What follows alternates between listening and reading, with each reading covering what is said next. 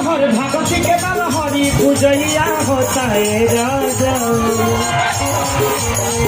अरे सजन जो भी हो, अगर मैं इतना बोल पाता हूं तो आप सबके आशीर्वाद के बदौलत आज महिपाल रेड्डी सर, और इस जगह को मैं हमेशा मिस करता हूं। एक आशा रहती है मुझे कि जैसे छठ नजदीक आएगा ना तो मुझे हैदराबाद जाना होगा।